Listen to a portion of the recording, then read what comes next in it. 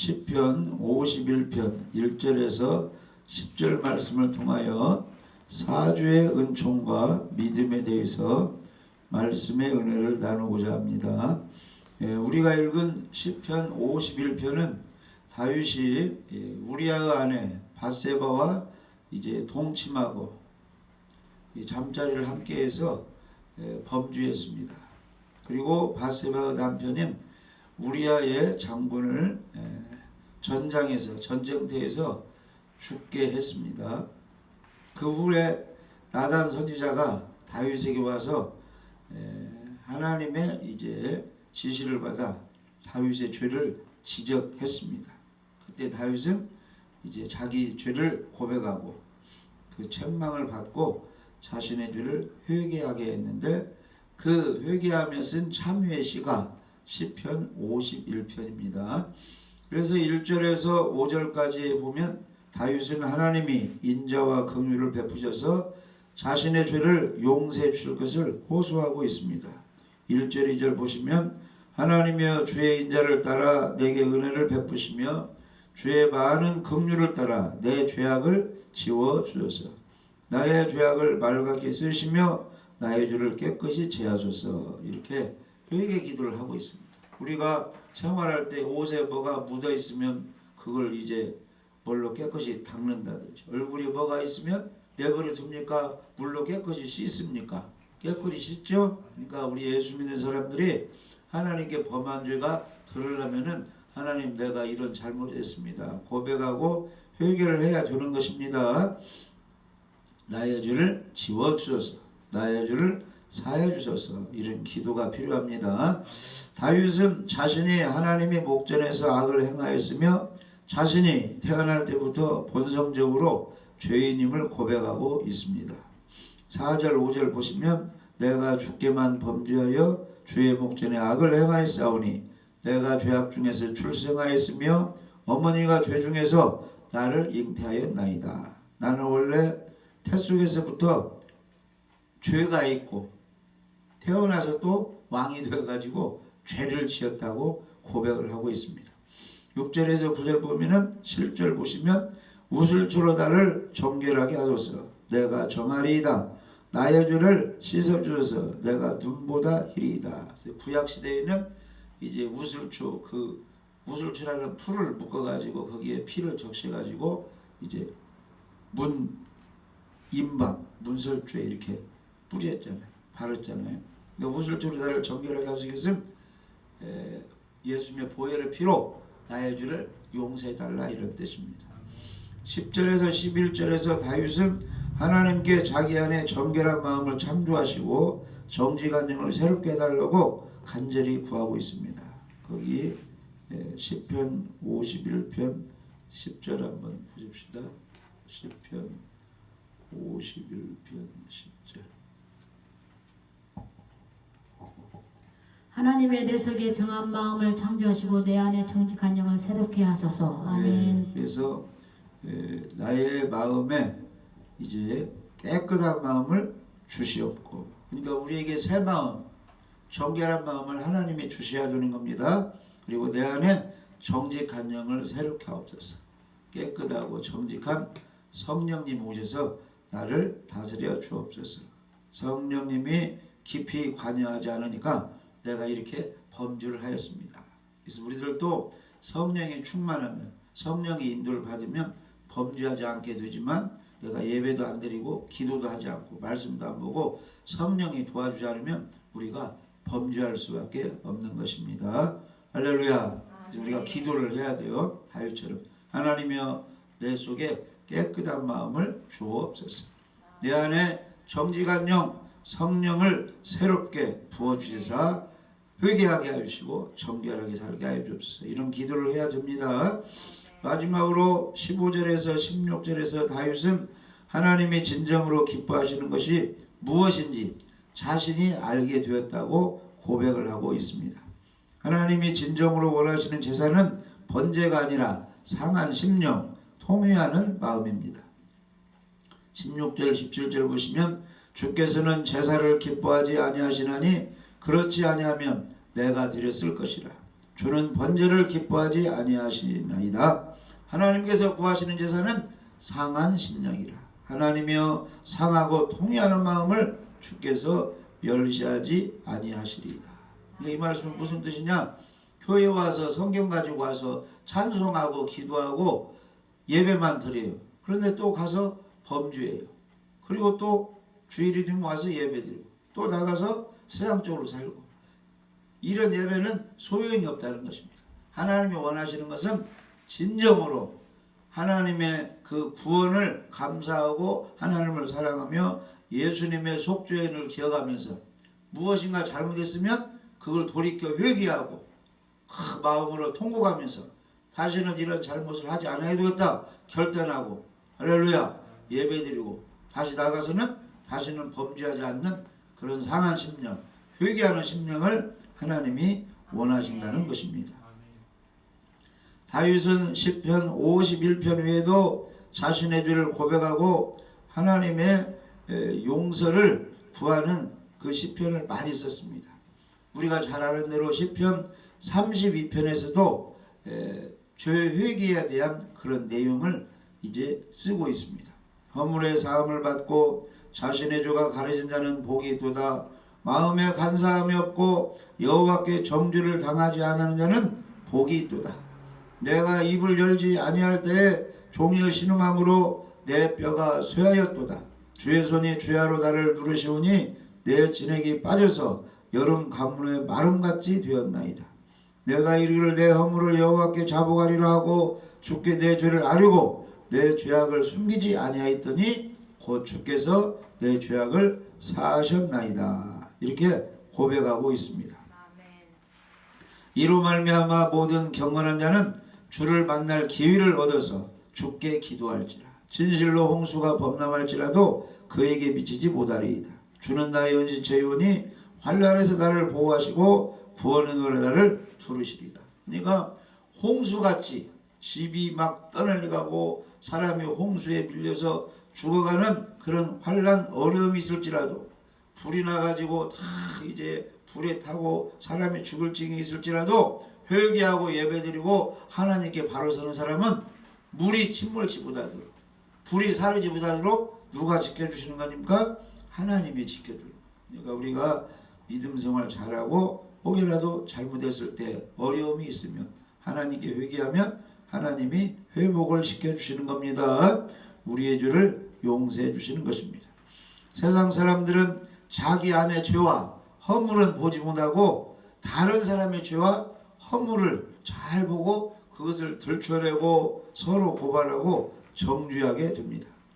그래서 예수님은 마태복음 7장 3절에 어찌하여 형제 눈 속에 있는 티는 보고 네 눈 속에 있는 큰 죄는 들보는 깨닫지 못하느냐. 자기의 큰 허물은 보지 못하고 남에게 조그마한 것을 들춰내가지고 비방하고 정죄한다 그런 뜻이에요.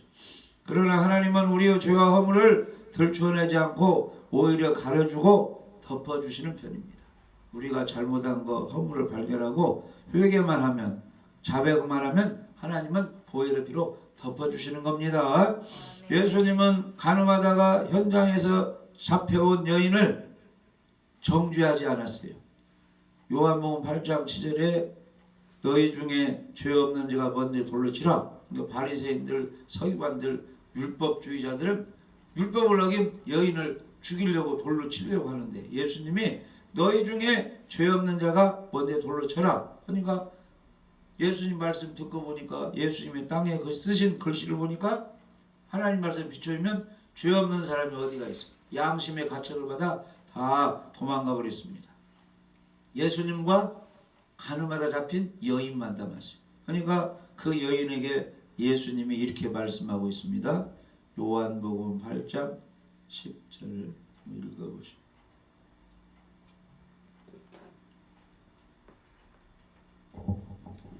예수께서 일어나사 여자의 아무도 없는 것을 보시고 이르시되 여자여 너를 고발하던 그들이 어디 있느냐 너를 정죄한 자가 없느냐 대답하되 주여 없나이다. 예수께서 이르시되 나도 너를 정죄하지 아니하노니 가서 다시는 죄를 범하지 말라 하시니라. 그래서 예수님은 이제 그 여인과 예수님과 단둘이 있을 때 정죄하지 않고 너를 정죄한 자들이 어디 있느냐? 없습니다. 다 갔습니다. 그러니까 예수님이 나도 너를 정죄하지 않는다. 가서 다시는 죄를 범치 말라. 아멘. 그러니까 예수님께 나오면 죄 있는 사람들이 죄를 고백하면 예수님은 너그럽게 용서해 주시는 분입니다. 할렐루야. 그래서 우리는 우리의 허물을 발견했을 때는 하나님께 자복해야 돼요. 문제는 우리가 진정으로 우리의 죄를 하나님께 자복을 하고 있느냐, 뻔뻔스럽게 나가고 있느냐, 이게 문제가 되는 것입니다. 우리가 우리의 죄를 자복하지 않으면 우리는 이미 하나님의 심판을 받고 있는 것입니다. 죄는 우리의 영혼에 고통을 주고 우리의 뼈를 쇠하게 합니다.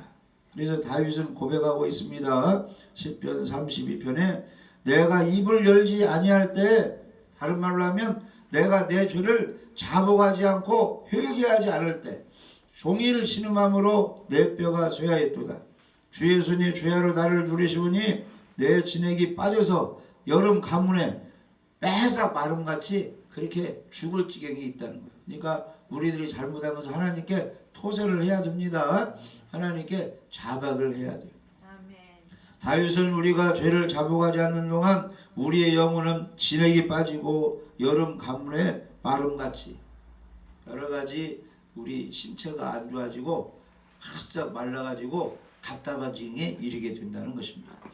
그러나 바로 다음 구절에서 다윗은 우리가 참회의 심령을 가지고 하나님께 우리의 죄를 자백하면 하나님이 용서하시고 환난에서 보호하시고 구원의 은총을 베풀어 주신다고 노래하고 있습니다. 우리 하나님은 죄인을 불러 용서하시고 구원하시는 분입니다. 예수님 자신이 세상에 오신 것은 의인을 부르러 온 것이 아니라 죄인을 부르러 왔다고 말씀하고 있습니다. 자, 마태복음 9장 13절 한번 읽어보십시다. 마태복음 9장 13절.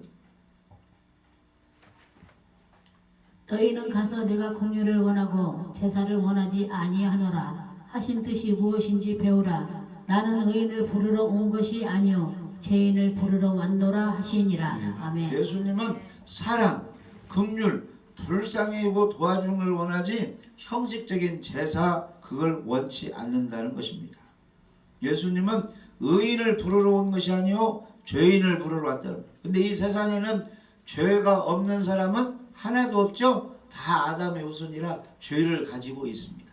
그러니까 다시 말해서 예수님은 세상 모든 사람을 불러서 구원시키려고 왔다는 겁니다. 그러니까 세상 모든 사람은 누구의 도움을 받아야 된다는 거예요. 예수님의 도움을 받아야 된다는 거예요. 그런데 그 당시 바리새인 서기관들은 율법을 알고 율법을 가르치고 율법을 지킨다고 해가지고 자기들은 의인이기 때문에 예수님의 도움이 필요 없다고 거절을 했습니다. 그러니까 오늘날도 주님의 구원의 도움을 받으려면 율법을 통해서 성경을 통해서 나는 지옥 갈 죄인 것을 깨달아야 구원자 예수님을 필요로 해서 도움을 받을 수가 있습니다. 몸이 아파야 병원에 가서 의사의 도움을 받듯이 내가 지옥 갈 죄인을 깨달아야 구원자 예수님을 찾아서 예수님 앞에 나가서 믿고 영접해서 구원을 받을 수가 있는 것입니다. 아멘. 여기서 죄인을 부르러 왔다는 말씀은 문자 그대로 의인은 배제하고 죄인만 부르러 왔다는 말씀이 아니고 자신의 죄인됨을 자복하고 회개하는 사람을 불러서 구원시킨다 그런 뜻입니다. 그러니까 부자고 건강한 사람이고 나는 잘났다고 하는 사람들 예수님 앞에 오지 않으면 구원받을 수가 없습니다. 그러나 병들고 아프고 가난한 그런 상황에서 내가 지옥 갈 죄인 것을 깨달은 사람이 예수님 가서 회개하며 구원해달라고 하면 예수님은 누구든지 다 구원해 주십니다. 수고하고 무거운 짐진 자들아 다 내게로 오라. 내가 너희를 쉬게 하리라. 마음에 고통이 있고 여러 가지 어려움이 있고 나는 죄가 있어서 지옥 갈 수밖에 없습니다. 수고하고 죄의 짐을 지고 있는 사람은 다 예수님께 오면 예수님이 죄짐을 내려주시고 죄를 용서해 주시고 구원해 주신다고 말씀하고 있습니다. 예수님은 죄만 용서해 주시고 구원해 주는 게 아니라 귀신도 쫓아내 주시고 병도 치유해 주시는 겁니다. 채찍에 맞음으로 너희가 나음을 입었도다. 그러니까 교회 다니면서 아픈 사람은 예수님 보혈의 피로 죄도 용서해 주시고 보혈의 피로 병도 고쳐주세요. 이렇게 병 낫기를 위해서 기도하시기 바랍니다. 병든 사람에게 손을 얹은 즉 나으리라. 아멘. 그래서 영혼도 잘 되고 범사가 잘 되고 기도해서 건강의 복을 받으시기를 바랍니다. 할렐루야. 예수님은 탕자의 비유를 통해서 하나님은 아무 대가를 요구하시지 않고 인간의 죄를 값없이 용서하는 분임을 잘 보여주셨습니다. 둘째 아들이 집을 나가가지고 흉년 들고 여러가지 어려워가지고 죽게 됐을 때 아버지께 다시 돌아왔다는 내용이 있죠. 그러니까 아버지가 사랑으로 맞아줬잖아요. 제일 좋은 옷을 입혀주고 가락지를 끼워주고 좋은 신발을 신겨줘서 아들로 대우해 줬다는 말씀이 있죠. 사랑으로 말했다. 그래서 이 탕자의 비유에서 아버지는 제사를 탕진하고 돌아온 아들을 책망하거나 꾸짖지 않고 오히려 가장 좋은 옷을 입히고 건강한 송아지 잡아가지고 잔치를 벌여주었다는 겁니다. 그러니까 자기가 죄인 걸 깨닫고 예수님 앞에 하나님이 나오면 하나님은 긍휼히 사랑으로 다 맞이해서 구원해 주시고 복을 주신다고 말씀하고 있습니다. 예수님은 이 비유를 통해서 우리가 하나님께 나와 우리 죄를 자복하기만 하면 탕자의 아버지처럼 하나님도 우리의 죄를 용서하시고 구원잔치를 베풀어 주시는 분임을 가르쳐 주시고 계십니다. 구약 성경과 달리 신약 성경의 새로운 점은 인간의 죄에 대한 하나님의 용서가 예수 그리스도의 십자가 안에 나타난 하나님의 자기 희생적인 사랑을 통해서 이루어진다고 선포하고 있는 점입니다. 이것이 구속, 우리의 죄값을 대신 예수님이 지불하고 구원한 그 복음이 되는 것입니다. 예수님은 자신이 세상에 온 것이 자기 목숨을 대속물로 주기 위함이라고 말씀하셨습니다. 자, 마가복음 10장 45절 한번 읽어보시오. 마가복음 10장 45절.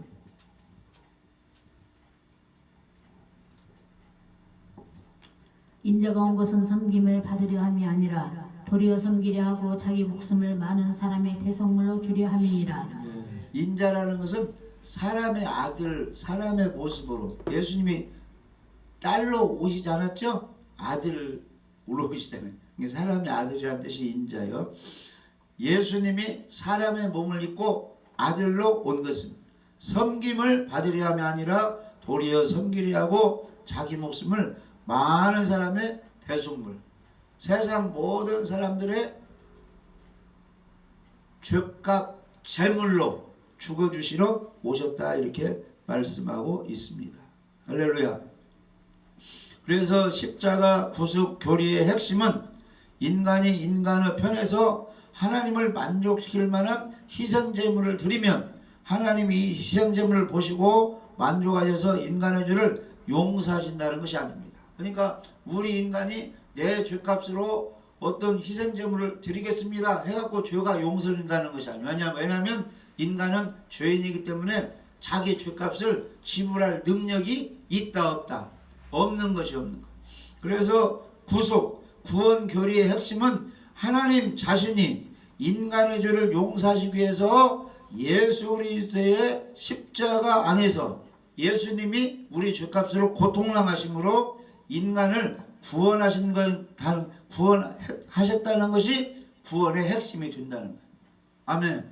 그러니까 기독교의 구원은 우리 사람이 우리 죄값으로 내가 무엇을 재물을 들여가지고 내 죄가 용서됐다 이게 중요한 게 아니고 이걸로는 불가능하니까 하나님께서 우리 인간을 구원하시기 위해서 인간의 죄값으로 하나님의 아들 예수 그리스도를 십자가의 제물로 죄값으로 죽게 해서 그 예수님을 통해서 구원하신다는 것이 기독교의 핵심 구원의 교리가 되겠습니다. 그러니까 누가 뭐래도 우리의 제물로 죽으신 중보자 구원자 누구를 믿어야 돼요? 주 예수님을 믿어야 죄가 용서되어서 구원이 되는 것입니다. 그래서 고린도전서 1장 18절 한번 보세요. 고린도전서 1장 18절에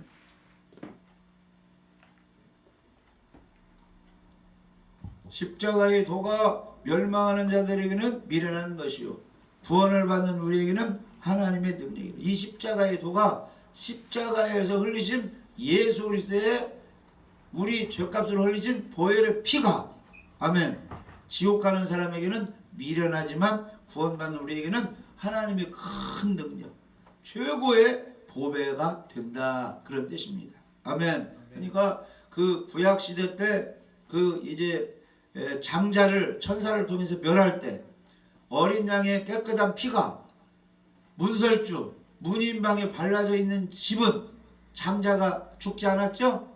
왜 그러느냐? 그 어린 양의 피가 대신 죽어서 장자가 죽지 않은 거예요. 오늘날은 우리 마음속에 예수 그리스도의 속죄의 보혈의 피가 있는 사람은 우리가 지옥을 가지 않는데 왜 지옥 가지 않느냐?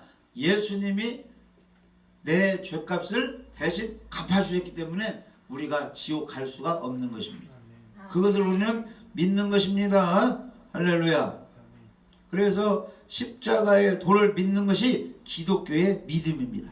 십자가의 도는 우리를 위하여 자기 아들을 내어주기까지 우리를 사랑하시는 하나님의 자기 희생적 사랑의 복음입니다. 이 십자가의 도, 이 사랑의 복음은 결코 우리를 정죄하지 않습니다. 그래서 로마서 8장에 보면은 자기 아들을 아끼지 아니하시고 우리 모든 사람을 위하여 내주신 이가 어찌 그 아들과 함께 모든 것을 우리에게 주시지 아니하겠느냐. 누가 등이 하나님께서 택하신 자들을 고발하리요. 의롭다 하신 이는 하나님이시니 누가 정죄하리요. 그러니까 예수님을 보내주셨고 예수님이 십자가에 죽으시고 부활하셨고 하늘로 올라가셨고 하나님께서 누구든지 예수님을 믿으면 멸망하지 않고 영생을 얻으리라. 마음으로 믿어 의에 이르고 입으로 신하여 구원 받는다고 하나님이 말씀하셨기 때문에 누가 정죄해서 지옥 가게 할 수가 없다는 거요. 예수님을 진실로 믿는 사람은 천국 가서 상을 받는 것이죠. 그러니까 우리가 구원의 확신을 가져야 되는 것입니다. 우리가 우리의 죄를 자복하기만 하면 하나님은 언제든지 우리의 모든 죄와 허물을 용납하시고 용서해 주시는 것입니다. 자, 요한일서 1장 9절 한번 읽어보십시다. 요한일서 1장 9절. 만일 우리가 우리 죄를 자백하면 그는 미쁘시고 의로우사 우리 죄를 사하시며 우리를 모든 불의에서 깨끗하게 하실 것이요. 아멘. 그래서 필요한 거 구하라 주실 것이요 했거든요. 근데 기도할 때 죄가 있으면 가로막혀서 응답이 안 되는데 회개를 하는 거예요. 하나님 이런 죄를 지었습니다. 용서해 주시고 기도를 응답해 주시오 하면은 우리가 우리 죄를 자백하면 그는 미쁘시고 신실하시고 믿을만 하시기 때문에 거짓이 없으시기 때문에 약속을 지키시기 때문에 미쁘시고 의로우사 우리 죄를 사하시며 모든 불의에서 죄 가운데서 우리를 깨끗하게 해주신다. 그러니까 회개하고 기도하면 죄 있던 것이 깨끗해지니까 막힌 담이 없으니까 우리의 기도가 빨리 응답이 되는 거예요. 몸이 아팠을 때 어려움 당할 때 회개하고 기도하면 응답이 빠르게 해주시는 것입니다. 아멘. 그래서 여기 시편 66편 18절에 보시면 죄가 있으면 기도해도 응답이 안 된다는 거. 그러니까 회개하고 기도를 해야 됩니다. 내가 나의 마음에 죄악을 품었더라면 주께서 듣는다는 거예요? 아니 듣는다는 거예요? 주께서 안 들으신다는 거예요. 그러니까 죄를 고백하고 자복하고 기도하는 게 응답되는 기도입니다. 할렐루야. 그래서 우리는 모두 이 세상 사람들은 수시로 죄를 범하고 있습니다. 무의식 중이나 의식 중에 생각과 말과 행동으로 순간순간 죄를 지으며 우리가 살고 있습니다. 우리 안에는 미움과 증오, 시기와 질투, 거짓과 간교함, 세속적이고 불경건한 생각들이 떠날 날이 없습니다. 우리가 죄를 짓는 것은 근본적으로 우리의 인격 자체 안에 죄의 성향이 있기 때문입니다. 우리의 인격 자체가 순결하고 고상함에도 불구하고 죄를 짓는 것이 아닙니다. 우리의 인격 자체가 그러하기 때문에, 아주 더럽고 추하기 때문에 죄악된 생각과 말과 행동으로 죄된 것이 나오게 되어 있어요. 우리가 하나님 앞에 나올 때 우리가 지은 죄를 자백하고 회개해야 할 뿐만 아니라 근본적으로 그러한 죄를 지을 수밖에 없는 우리의 존재 자체를 하나님께 내어놓고 나는 근본적으로 죄악 투성인 것을 인정을 해야 되는 겁니다. 우리의 전 존재를 하나님 앞에 내어놓고 하나님의 긍휼과 자비를 구해야 하는 것입니다. 자신이 저지른 비도덕적인 행동으로 인해 자신을 자책하고 비관한 나머지 어떤 사람은 자살, 목숨을 끊는 경우가 있어요. 내가 왜 이런 실수를 했을까?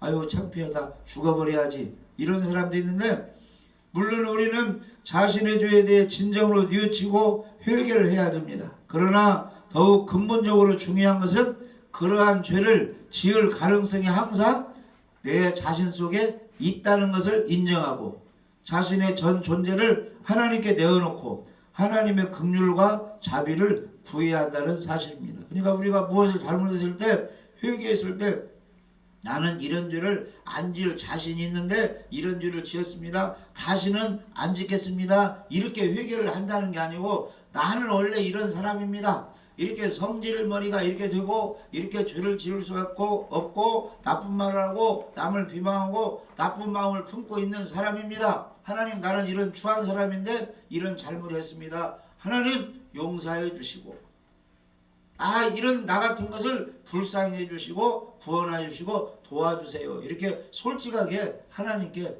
내어놓으라는 거예요. 나 같은 존재는 별 볼 일 없는 존재라는 거예요. 그런데 성령의 은혜로, 하나님의 은혜로 내가 이만큼 살아왔다고 하면서 죄를 회개하고 자신의 연약함을 하나님께 인정하라는 것입니다. 하나님은 그러면 하나님 우리를 불쌍히 주시는 것입니다. 바리새인 서기관처럼 우리는 죄를 안 짓는 이런 깨끗한 사람입니다, 이렇게 하나님 앞에 거짓으로 나오지 말라는 그런 것입니다. 할렐루야. 그래서 성경은 무엇라고 말하고 있습니까? 만물보다 더럽고 추악고 부패한 것이 이 사람의 마음이라, 이렇게 말씀하고 있습니다. 그러니까 우리가 행동으로는 죄를 안 지었어도 하나님의 마음을 들여다보면 다 엄청난 죄들이 있는 것입니다. 할렐루야.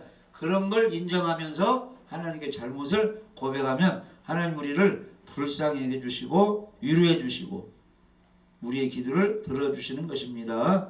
할렐루야. 그래서 율법주의자들의 특징은 자신의 내면의 죄를 은폐하고 외적 행동으로 자신의 의로움을 인정받으려고 하는 것인데, 우리는 그러지 말고 우리는 아예 하나님 앞에 죄악 투성인 것을 인정하고, 그럼에도 불구하고 하나님이 지금까지 도와주는데 이런 잘못을 내가 저지를 수밖에 없습니다, 하나님 용서해 주시고 불쌍해 주셔서 이렇게 회개하면 하나님 우리를 불쌍해 주시고 우리를 도와준다는 것입니다. 할렐루야. 미운 자식에게 떡 하나 준다는 말이 있습니다. 우리는 미워하는 사람에게 사랑하는 것처럼 보이는 행동을 할 수는 있지만 우리 안에 미움을 사랑으로 바꿀 수는 없습니다. 이 미움이 생기는데 어떻게 잘 안 되잖아요. 그래서 우리 내면의 마음과 감정은 우리의 의지에 의해 통제되지 않습니다. 문제는 많은 사람들이 자기 내면의 문제를 보지 못하고 자신의 위선적인 행위로 다른 사람들을 속일 뿐만 아니라 스스로 속고 있으며 그리하여 자기 자신을 의로운 존재라고 믿는다는 것입니다.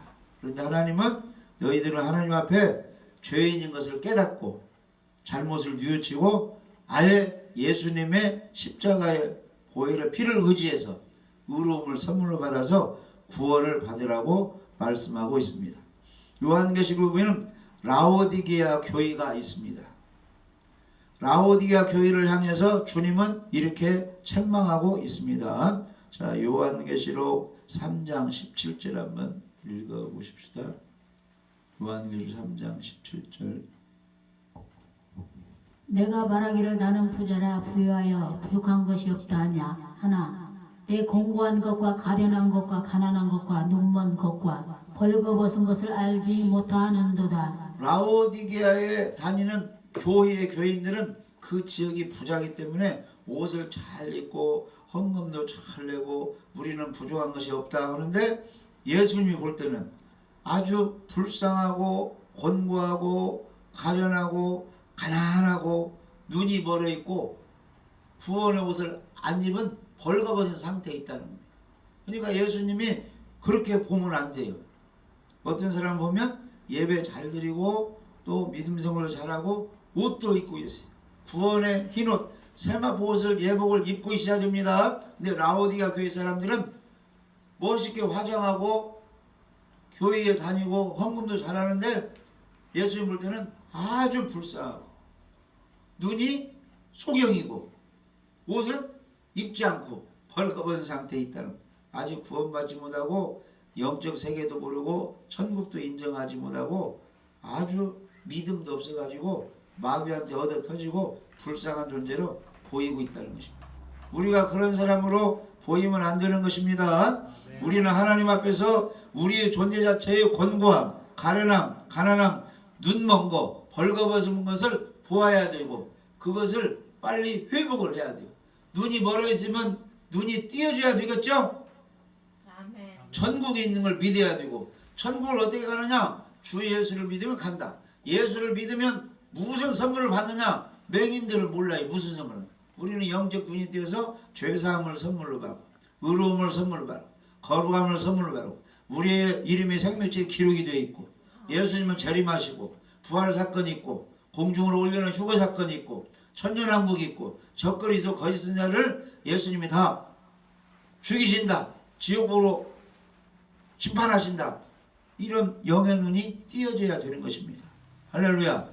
아멘. 그리고 강한 믿음이 있어야 돼요. 어떤 환경에 있어도 하나님이 도와주신다. 코로나19의 영향이 있어도 나는 예배를 드릴 것이다. 전도를 할 것이다.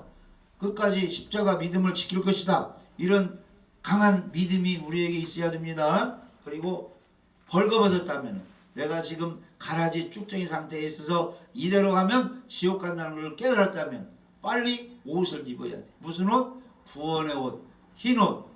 아멘. 세마포 옷을 입어야 되는 것입니다. 그 옷은 예수를 믿고 침례 세례를 받으면 구원의 옷을 입혀주시는 것입니다. 할렐루야. 그래서 우리 믿는 사람은 하나님께 나아가면 하나님이 죄를 용서해 주시고 할렐루야. 우리가 천국 가려면 무엇을 소유해야 돼요? 예수에 대한 믿음을 소유해야 된다. 아멘. 그래서 우리 하나님께 나가면 죄를 용서해 주시고 무엇을 선물로 주십니까? 믿음을 선물로 주신다. 이것을 우리가 잊어서는 안 됩니다. 아멘. 이 믿음을 선물로 받아야 우리가 구원을 받을 수가 있습니다. 에베소서 2장 8절 9절 읽어보시죠. 너희는 그 은혜에 의하여 믿음으로 말미암아 구원을 받았으니 이것은 너희에게서 난 것이 아니요 하나님의 선물이라. 행위에서 난 것이 아니니 이는 누구든지 자랑하지 못하게 함이라. 네, 그래서 하나님의 은혜가 있습니다. 예수님의 은혜가 있는데 이 은혜는 내가 그만큼 일해서 받을 수 없는데도 불구하고 하나님이 나를 불쌍히 해주셔서 주시는 선물이 은혜예요. 은혜. 이 구원만큼은 하나님 자녀 되는 것만큼은 은혜로 되는 것입니다. 우리에게 무엇이 있을 때? 믿음이 있을 때. 주 예수님에 대한 구원자로 믿고 영접했을 때 그 은혜로 구원을 해 주시는 것입니다. 이것만큼은 우리의 노력으로 된 게 아니고 하나님의 선물이라 그랬습니다. 그래서 행위에서 난 것이 아니기 때문에 내가 예배드리고 기도하고 전도하고 회개하고 이 행위로 구원받는 것이 아니기 때문에 자랑할 수가 없다. 누구만 자랑할 수 있어요? 예수 그리스도만 자랑할 수 있습니다. 하나님의 사랑만 우리가 자랑할 수가 있는 것입니다. 그래서 다윗이 정말로 하나님의 은혜로 왕이 되었고 이스라엘 사람들도 존경받는 그런 사람이 되었지만 잠시 잘못해서 이제 범죄했을 때 나단 선지자가 지적했을 때 그 죄를 고백해서 깨끗이 용서함 받았듯이 우리 예수 믿는 사람들이 하나님의 자녀가 되었고 성령의 사람이 되었어도 혹여라도 잘못할 수가 있습니다. 그럴 때는 죄를 숨기지 말고 하나님께 자백하고 회개해서 깨끗함을 받고 항상 새롭게 하는 정직한 영, 성령으로 충만해져서 오늘도 내일도 예배드리며 할렐루야 기도하며 하나님께 목 돌리며 찬양하며 세상을 힘있게 사셔서 행복한 신앙이 되시기를 예수님의 이름으로 축복합니다.